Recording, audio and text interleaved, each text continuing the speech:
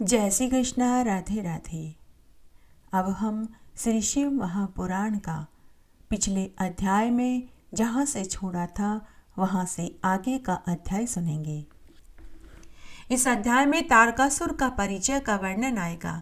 ब्रह्मा जी बोले कि इस प्रकार समय आने पर उसने एक बड़ा बलशाली पुत्र पैदा किया, जिसके तेज से दसों दिशाएं जलने लगी। अनेकों अनर्थ सूचक उत्पात हुए। उसका शरीर पत्थर जैसा कठोर, पर्वत जैसा विशाल था। उसका नाम तारकासुर पड़ा। वह देवताओं को जीतने के लिए तपस्या करने लगा। वह मधुवन में जाकर ब्रह्मा जी को प्रसन्न करने के लिए घोर तप करने लगा। 100 वर्ष तक नीचे की ओर मुंह करके कई प्रकार की विधियों से उसने हजारों वर्ष तक तपस्या करी। उसकी तपस्या के तेज से सभी लोग जलने लगे। इंद्र का सिंहासन डोल पड़ा। समस्त देवता मेरे पास आए। मैं तारकासुर को वर देने उसके पास गया। तारकासुर ने मुझे प्रणाम किया। तब मैंने उसे वर मांगने को कहा। तारकासुर ने मुझसे कहा कि हे ब्रह्मा जी, अगर आप मुझे वर देना ही चाहते हैं तो यह वर दीजिए कि मुझसे कोई भी बलवान न हो। जब शिव जी के वीर्य से उत्पन्न पुत्र सेनापति होकर मुझ पर शस्त्र प्रहार करे तभी मेरी मृत्यु हो, नहीं तो मेरी मृत्यु ही न हो। आप मुझे ऐसा ही वरदान दीजिए। मैंने उसे ऐसा ही वरदान दे दिया। मन वांछित वरदान पाकर तारकासुर शोणितपुर को चला गया। शुक्र जी ने मेरी आज्ञा से उसे त्रिलोकी का राज्य बना दिया। वह अपनी आज्ञा में चराचर का परम पीड़क हो गया। इंद्र आदि ने जो चाहा ले लिया। उनका ऐरावत भी उसने अपने पास मंगा लिया। कुबेर से नव निधि छीन लिया। वरुण के श्वेत घोड़े, ऋषियों से कामधेनु, सूर्य से उच्च श्रवा घोड़ा, इस प्रकार त्रिलोकी में जितनी जितनी अच्छी वस्तुएं थी उसने सबको मंगा लिया। फिर उसने तीनों लोकों को जीत लिया। देवताओं को उनके लोक से बेदखल कर दिया। देवताओं को उनके स्थान से निकाल वहां दैत्यों को बसा दिया और देव योनि को स्वकर्म में नियुक्त कर दिया। तब इंद्र सहित सभी देवता दुखी होकर मेरे पास आए। ब्रह्मा जी आगे बोले कि हे नारद, जब सभी देवता ने आकर मेरी स्तुति करी तो मैं यथार्थ और हृदय को प्रिय लगने वाली उस देव स्तुति को सुनकर बड़ा प्रसन्न हुआ। मैंने उनसे कहा कि हे देवताओं, तुम्हारा स्वागत है। कहो तुम लोग यहाँ किस लिए आया हो। तब तारकासुर से भयभीत देवताओं ने अपना सारा दुख मुझसे कह सुनाया। तब मैंने कहा, हे देवताओं, तारकासुर तो मेरे ही वचनों से इस प्रकार महान शक्तिशाली हुआ है। मैं उसे कैसे मार सकता हूँ। जिससे जो बढ़े उसी से उसका नाश होना चाहिए। तुम्हारे इस कार्य को भगवान शंकर पूरा कर सकते हैं। यदि उनसे पुत्र पैदा हो तो वही उसे मार सकता है, अन्य उसे कोई नहीं मार सकता। दक्ष की पुत्री सती, जिसने अपना शरीर त्याग दिया था, वही अब हिमाचल के घर में मेनका के गर्भ से उत्पन्न हुई है। उस कन्या को तुम जानते ही हो। यदि शिवजी उन्हें ग्रहण कर लेवे तो यत्न कर तुम लोग यह कार्य करो। तब उनसे जो पुत्र पैदा होगा वही तारकासुर को मार सकता है। तब तक मैं उस दैत्य के स्थान पर जाकर उसको इस बुरे हट से निवृत्त कराता हूँ। आप लोग अपने स्थान को जाइए। देवताओं से ऐसा कहकर मैं तारकासुर के पास गया और उससे पृथ्वी पर जाकर राज्य करने को कहा। वह मेरी बात मानकर स्वर्ग छोड़कर पृथ्वी पर चला गया और शोणितपुर को अपनी राजधानी बनाया। ब्रह्मा जी बोले कि देवताओं से परामर्श कर इंद्र ने रति सहित कामदेव को बुलाकर उसकी बहुत प्रशंसा करी। तारकासुर से उत्पन्न अपना दुख कह सुनाया और उससे मदद मांगी। तब उसने कहा कि महाराज, मैं तो आपका परम मित्र हूँ। मेरे फूलों के यह 5 कोमल बाण, फूलों के 3 प्रकार का धनुष, ब्रह्मों से युक्त यह प्रत्यंचा तथा सुंदर स्त्री ही मेरी सेना है और वसंत मेरा मंत्री है। इस प्रकार मैं 5 बल का देता हूँ। चंद्रमा जैसा मेरा मित्र है, श्रृंगार ही मेरा सेनापति, हाव भाव भी मेरे सैनिक हैं। मैं अपने सैनिकों सहित बड़ा कोमल हूँ। ये जानकर मुझे जो आज्ञा दीजिए मैं वैसा ही करूँगा। इंद्र ने कहा कि ब्रह्मा जी की आज्ञा है कि तारकासुर को मारने के लिए शंकर जी से उत्पन्न पुत्र चाहिए। शंकर जी परम तपस्वी हैं, परंतु वे विवाह नहीं करते। फिर उनके पुत्र कहाँ से होगा। इसके लिए तुम प्रयत्न करो। इस समय शंकर जी भगवान गिरिराज हिमालय पर बैठे हुए तपस्या कर रहे हैं। पार्वती जी उन्हें अपना पति बनाने के लिए उनके पास बैठकर उनकी सेवा कर रही है। अतः जैसे भी जितेंद्रिय शिव को पार्वती जी की ओर रुचि करो, तुम वही कार्य शीघ्र करो। इससे तुम्हारा यश स्थायी हो जाएगा। यह सुनकर कामदेव प्रसन्न हो गया। उसने इंद्र से कहा कि मैं आपका कार्य अवश्य करूंगा। ओम कहकर उसने अपनी स्वीकृति दे दी। शंकर जी की माया से विमोहित काम ने इस बात को स्वीकार कर लिया। वह अपने सभी सहायकों को साथ लेकर शंकर जी के पास पहुंच गया। ब्रह्मा जी बोले कि वहां पहुंचकर अभिमानी कामदेव वसंत को साथ लेकर शिव सम्मोहन का विस्तार करने लगा। उस वन में बहुत सुंदर सुंदर वृक्ष और फूल हो गए, आम के बोर प्रकाशित हो गए, अशोक वाटिका खिल उठी, काम को उद्दीपन करने वाली सुगंधित वायु बहने लगी, फूलों पर भंवरे गुंजायमान करने लगे, वे मदन के वेग को बढ़ाने लगे, आम्र वृक्ष की डालियों पर कोयल मधुर शब्द में गाने लगी। इस प्रकार वसंत मुनियों को प्रेरित करने लगा, जिसका काम विस्तार वनवासी मुनियों को भी असहनीय होने लगा। अचेतकों को भी काम की इच्छा होने लगी। वसंत का दुस्सह प्रभाव फैलने लगा, इससे काम का उद्दीपन हुआ। ऐसे समय ही वसंत का आगमन देखकर शंकर भगवान को बड़ा आश्चर्य हुआ, परंतु वे पूर्ववत अपनी तपस्या में लीन रहे। तब रति सहित कामदेव आम्र बाण चढ़ाकर शिव के वाम भाग में जा बैठा। श्रृंगार भी अपने गणों सहित शिवजी के समीप स्थित हुआ। मनोज होते हुए भी कामदेव शिवजी के बाहर भी उनका कोई छिद्र देखने के लिए खड़ा रहा, परंतु उनमें ऐसा कोई दोष दिखाई नहीं दिया। इससे वह बहुत भयभीत हुआ और वह सामने से हट गया। इसी समय पार्वती जी बहुत से फल लेकर शंकर जी की पूजा करने के लिए आई। उनके रूप और सौंदर्य का वर्णन नहीं कहा जा सकता, मानव सौंदर्य से परे की बात है। सैकड़ों वर्षों में भी कोई उनके सौंदर्य की तुलना नहीं कर सकता। पार्वती जी के पहुंचते ही शंकर जी ने क्षण भर के लिए अपना ध्यान त्याग दिया और एक क्षण के लिए वहां स्थित हो गए। इस छिद्र को पाकर कामदेव ने उन पर अपना बाण चला दिया और उन्हें प्रसन्न करना शुरू कर दिया और फिर कई बाण छोड़े। उनकी सुगंध भी शंकर जी को लगी। उस समय पार्वती जी उनकी पूजा कर रही थी। जब पूजन कर उन्होंने उनका दर्शन किया तो शंकर जी ने भी उनकी ओर देखा।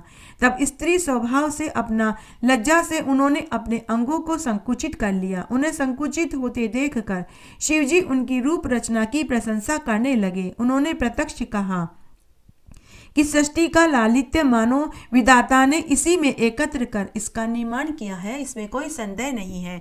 यह सर्वांग सुंदरी है। अहो, इस अद्भुत रूप वाली पार्वती को धन्यवाद है, जिसके समान त्रैलोकों में और कोई सुंदर नारी नहीं। यह तो मुनियों के भी मन को मोहित करने वाली, महान सुख को बढ़ाने वाली है। ऐसा वर्णन कर शिव जी ने जो ही वस्त्रों के भीतर हाथ चलाए त्यों ही पार्वती जी स्त्री स्वभाव से लज्जित होकर दूर खड़ी हो गई। फिर बार बार वहीं से शंकर जी पर कटाक्ष करने लगे। वह कुछ मुस्कुराती हुई सिकुड़े अंगों पर भी दृष्टिपात करती। तब पार्वती जी की ऐसी चेष्टा देख शंकर जी मोहित हो गए। उन्होंने कहा कि जब इसके दर्शन से ही इतना आनंद प्राप्त हो रहा है तो आलिंगन करने से कितना सुख प्राप्त होगा। इस प्रकार उन्होंने भी पार्वती जी की एक पूजा की, परंतु जो ही उन्हें चेतना लौटी तो वे पश्चाताप करने लगे। उन्होंने कहा, क्या मुझ ईश्वर को भी काम विकृत करेगा? यदि मुझ ईश्वर ने ही किसी के अंग का स्पर्श कर लिया तो अन्य असमर्थ पुरुष क्या नहीं करेंगे। नारद जी बोले कि इसके पश्चात क्या हुआ, उस पाप नाशक कथा को सुनाइए। ब्रह्मा जी बोले, तब महायोगी शंकर जी को अपनी धीरता में विघ्न पड़ा देख बड़ा आश्चर्य हुआ। उन्होंने कहा कि दूसरों की स्त्री देखकर मेरा मन क्यों बिगड़ा, किस कुकर्मी ने मेरा मन बिगाड़ा। ऐसा विचार से शंकित हो वे इधर उधर देखने लगे। उन्होंने देखा कि मेरे वाम अंग में काम स्थित है। इससे परमात्मा गिरीश को बड़ा क्रोध आया। फिर उन्होंने देखा कि कामदेव प्रत्यक्ष भी धनुष बाण चढ़ाए अंतरिक्ष में स्थित है। वह शंकर जी पर अपने अमोघ अस्त्र छोड़ रहा है, परंतु शंकर जी के क्रोध से शांत हो गया। शांत होते ही उन्हें देख कामदेव डर गया और जब मृत्युंजय को सामने देखा तो वह कांपने लगा। इंद्र आदि देवताओं का स्मरण करने लगा। इंद्र आकर महादेव जी को नमस्कार कर उनकी स्तुति करने लगे। उसी समय महादेव जी के तीसरे नेत्र से जो क्रोध की अग्नि फूटी वह आकाश में उड़कर पृथ्वी पर गिर पड़ी, जिससे चारों ओर ज्वाला फैल गई। तब तक वह भस्म कर दिया गया, जिससे कामदेव की मृत्यु हो गई। कामदेव के मर जाने पर देवता रोने लगे। पार्वती जी का शरीर भय से श्वेत हो गया। वे चित्त में खेदित हुई सखियों सहित अपने घर चली गई। रति मूर्छित होकर जमीन पर गिर पड़ी। जब वह सचेष्ट हुई तब कहने लगी कि हाय, मैं क्या करूं, कहाँ जाऊं। देवताओं ने यह क्या कर डाला, मेरे उद्धत स्वामी को यहाँ भेजकर नष्ट करा डाला। हे नाथ, स्मर स्वामीन प्राण प्रिय, सुखप्रद, हाँ प्रिय, यहाँ ये क्या हो गया। ऐसा कहकर वह रोने लगी, हाथ पैर पटकने लगी, सिर के केसों को नोचने लगी। उसके विलाप से चारों ओर कोहराम मच गया। देवताओं ने रति को बहुत समझाया और कहा कि इसकी थोड़ी सी भस्म अपने पास रख लो। तेरा पति तुझे फिर मिल जाएगा। तू किसी को व्यर्थ क्यों कोसती है? कोई किसी का सुख दुख दाता नहीं है, सब अपने कर्मों का फल पाते हैं। रति को समझाकर सभी देवता शिव जी के पास पहुंचे। रति का शोक दूर करने की प्रार्थना करने लगे। महादेव जी बोले, अब मेरे क्रोध से जो हो गया वह अन्यथा नहीं हो सकता। रति का पति तभी तक बिना शरीर का रहेगा जब तक रुक्मिणी का पति भगवान कृष्ण पृथ्वी पर अवतार नहीं लेते। जब वे द्वारका में वास करेंगे और उनके बहुत से पुत्र हो जाएंगे, तब रुक्मिणी के गर्भ से कामदेव का जन्म होगा। उसका नाम प्रद्युम्न होगा, परंतु उत्पन्न होते ही उसे शंबर नामक दैत्य चुराकर समुद्र में डाल देगा। तब तक रति वहीं जाकर रहे, वहीं से वह अपने पति प्रद्युम्न को प्राप्त करेगी, वहीं उस दैत्य को मारेगा। ब्रह्मा जी ने एक नींद श्वास ली और कहा कि हे महादेव जी, काम को शीघ्र जिलाकर रति के प्राणों की रक्षा कीजिए।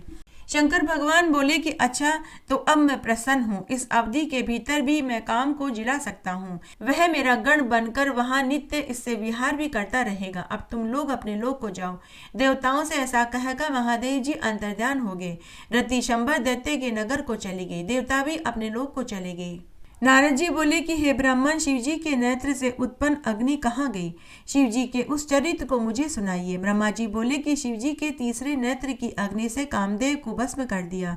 सारे संसार में हाहाकार मच गया। सब देवता ऋषि मेरी शरण में आए। उस दुख को सुनाया और कहा कि निष्प्रयोजन ही वह अग्नि सारे संसार को जला रही है। तब मैं उस अग्नि के पास गया। वह काम को जला अट्टहास करके जल रही थी। वहां पहुंच मैंने शिवजी की कृपा से उस शीघ्र ही रोक दिया। उस बड़वा को लेकर मैं समुद्र की ओर चला। मुझे आते देखकर समुद्र ने दौड़कर मेरा स्वागत किया। मैंने सारी कथा कहकर उस अग्नि को अपने में तब तक स्थिर रखने की मंत्रणा दी जब तक प्रलय नहीं होता। मैंने कहा कि हे समुद्र, उस समय मैं यहाँ आकर स्वयं ही वास करूँगा। तब तुम शंकर जी की इस क्रोध अग्नि को छोड़ देना। तब तक यह तुम्हें मर्यादित रखने के लिए तुम्हारे विशेष जल को पीता रहेगा, परंतु तुम इसे सावधानी से धारण किए रहना, नहीं तो यह हाथ नहीं आएगा। समुद्र ने कहा कि अच्छा, मेरे सिवा इसे कोई धारण भी तो नहीं कर सकता, क्योंकि यह बड़वा शिवजी के क्रोध से उत्पन्न हुआ है। तब मैं अपने लोक को चला आया। समुद्र भी अपने में समाहित हो गया। संसार में फिर से शांति स्थापित हो गई। नारद जी ब्रह्मा जी से आगे बोले कि हे पितामह, यह तो आपने शंकर भगवान की बड़ी ही अद्भुत कथा सुनाई। उसके पश्चात क्या हुआ? हे दयानिधे, आगे का चरित्र भी सुनाइए। तब ब्रह्मा जी बोले कि हे नारद, शिव जी के अंतर्ध्यान होने से पार्वती जी को बड़ा दुख हुआ। वह शंकर जी के वियोग में रोती बिलखती मूर्छित होकर जमीन पर गिर पड़ी। जब इसका समाचार हिमाचल को मिला तो वे दौड़ते हुए वहां पहुंचे। उसके आंसू पोंछ गोद में उठाकर उसे घर लाए। घर पर पिता सहित माता मैना और भाई मैनाक आदि पार्वती जी को समझाने लगे, परंतु उन्हें शंकर जी के वियोग में किंचित प्रकार भी शांति नहीं मिल रही थी। तब इंद्र ने हिमाचल पर्वत पर तुम्हें भेजा। तुम स्वेच्छाचारी शीघ्र ही वहां जा पहुंचे। हिमालय ने तुम्हारा सत्कार किया और तुम्हें एक उच्च आसन पर बैठाकर कुशल सेम पूछे। हिमाचल ने शिवजी द्वारा काम दहन का समाचार कह अपनी पुत्री का दुख प्रकट किया। तुमने कहा शिवजी का भजन करो। यह कहकर तुम उठ खड़े हुए और उनसे विदा हो एकांत में पार्वती जी से मिले। उसके हित की बात बताई और कहा कि तुम शिव के अतिरिक्त किसी को भी पति के रूप में ग्रहण मत करना। इससे पार्वती ने एक लंबी सांस ली और तुमसे कहा कि मुझे शंकर जी की आराधना करने के लिए मंत्र दीजिए। बिना सद्गुरु के विद्या सफल नहीं होती। तब तुमने शिव पंचाक्षरी मंत्र दिया, उसका प्रभाव सुनाया और कहा कि यदि तुम इसे जाप करोगी तो तुम्हारे इस आराधना से शिवजी शीघ्र ही प्रत्यक्ष में तुम्हें दर्शन देंगे। तुम तपस्या करो, तब से ही शिवजी साध्य हैं। हे नारद, तू पार्वती से ऐसा कहकर देवताओं का ही साधने के लिए स्वर्गलोक चलेगी। उसके बाद पार्वती जी तुम्हारे द्वारा दिए गए पंचाक्षरी मंत्र का जाप करती रही। ब्रह्मा जी आगे बोले कि हे नारद, इस प्रकार कहकर जब तुम चले गए तो पार्वती जी ने शंकर जी को तप द्वारा साध्य समझकर अपनी जया विजया नामक सखियों को साथ लेकर अपने पिता के पास जाकर उनसे तप की आज्ञा मांगने लगी। हिमालय ने उसका अनुमोदन तो किया, परंतु यह भी कहा, हिमालय ने कहा कि तुम अपनी माता से भी पूछ लो। पार्वती जी दोनों सखियों को साथ लेकर अपनी माता के पास गई, तब की आज्ञा मांगने लगी। अपनी पुत्री की तपस्या की बात सुनकर मैना मौन हो गई। तब पार्वती जी अपनी माता से बोली कि हे माता, शंकर जी की प्राप्ति के लिए मैं प्रभात ही में तपोवन में तप करने के लिए जाना चाहती हूँ, मुझे आज्ञा दीजिए। तब पुत्री वियोग से दुखी मैना ने पुत्री को समीप बैठाकर कहा कि हे पुत्री, यदि तेरी तप करने की इच्छा है तो बाहर न जाकर घर में ही तपस्या कर। इस घर में भी सभी देवता और तीर्थ स्थान विद्यमान है। तू बाहर जाने का हट मत कर, क्योंकि तेरा शरीर बड़ा ही कोमल है। कोमल शरीर से तुम इतना कठिन तप कैसे कर पाओगी। माता ने पार्वती को बहुत रोका, पर शंकर जी की आराधना के बिना उन्हें सुख कहाँ था। तब माता ने अपनी पुत्री को दुखी जानकर उसे तप करने की आज्ञा दे दी। माता की आज्ञा पाकर पार्वती माता पिता को प्रणाम कर अपनी सखियों को साथ लेकर वन में तपस्या करने के लिए चली गई। अनेक प्रकार के मतों तथा वस्त्रों को त्याग उन्होंने मोजी मृगचला को धारण कर गंगा के समीप, जहाँ शंकर जी ने काम को भस्म किया था, उसी गंगा अवतरण नामक स्थान में शंकर भगवान का स्मरण करके कठोर तपस्या करने लगी। तब मन के साथ इंद्रियों को भी रोककर उसने कठोर तपस्या करी। सभी ऋतुओं के कष्ट को उसने सहन किया। पंचाक्षरी मंत्र में रत पार्वती सर्व काम फलदायक महादेव जी की कठिन ध्यान करने लगी। तब अपनी तपस्या के प्रथम वर्ष में उन्होंने फल का भोजन किया, दूसरे वर्ष में पत्तों का, फिर तीसरे वर्ष में पत्तों को भी छोड़कर निराहार तप करने लगी। तब पर्ण का भी त्याग करने से देवताओं ने शिवा का नाम अपर्णा रखा। उसके बाद एक पैर पर खड़ी रहकर पंचाक्षरी मंत्र का जाप किया, फिर एक पैर पर खड़ी रहकर पंचाक्षरी मंत्र का जाप करते हुए जिनके केशों की जटा बन गई थी, पार्वती जी उस तपोवन में 3000 वर्ष तक तप करती रही। उनके इस कठोर तप को देखकर चराचर सहित सभी को बड़ा आश्चर्य हुआ। शीश अंग अर्धंग पार्वती सदा विराजत कैलासी, नंदी भंगी नृत्य करत हैं गुण भक्तन शिव की दासी। शीतल मंद सुगंध पवन बह बैठे हैं शिव अविनाशी, करत गान गंधर्व सप्त स्वर राग रागिनी अतिकासी। यक्ष रक्ष भैरव जह डोलत बोलत है बन के वासी, कोमल शब्द सुनावत सुंदर भंवर करत है गुंजासी। कल्प द्रुम अरु पारिजात तरु लाग रहे हैं लक्षासी, कामधेनु कोटिक जह डोलत करत फिरत है भिक्षासी। सूर्यकांत सम पर्वत शोभित चंद्रकांत भव की वासी, चौतो ऋतु नित फलत रहत है पुष्प चढ़त है वर्षासी। देव मुनि जन को भीड़ पड़ती है निगम रहत जो नित गासी, ब्रह्मा विष्णु जाको ध्यान धरत है कछु शिव हमको फरमासी। रिद्धि सिद्धि के दाता शंकर सदा आनंदित सुख राशि, निष्काम सुमिरन सेवा करते टूट जाए यम की फांसी। त्रिशूल धर जी को ध्यान निरंतर मन लगाए कर जो गासी, दूर करो विपदा शिव तनु को जन्म जन्म शिव पद पासी। कैलाशी काशी के वासी अविनाशी मेरी सुध लीजो, सेवक जान सदा चरणन को अपना जान दर्श दीजो। तुम तो प्रभु जी सदा सयाने अवगुण मेरो सब ढक लीजो, सब अपराध क्षमा कर शंकर किंकर की विनती सुनियो। इस तरह आज हमने श्री शिव महापुराण का यह पवित्र महात्म्य सुना। आशा करती हूँ आपको इस महात्म्य को सुनने का संपूर्ण फल प्राप्त होगा। आगे के अध्याय के लिए आप मेरे साथ इसी तरह बने रहें। धन्यवाद।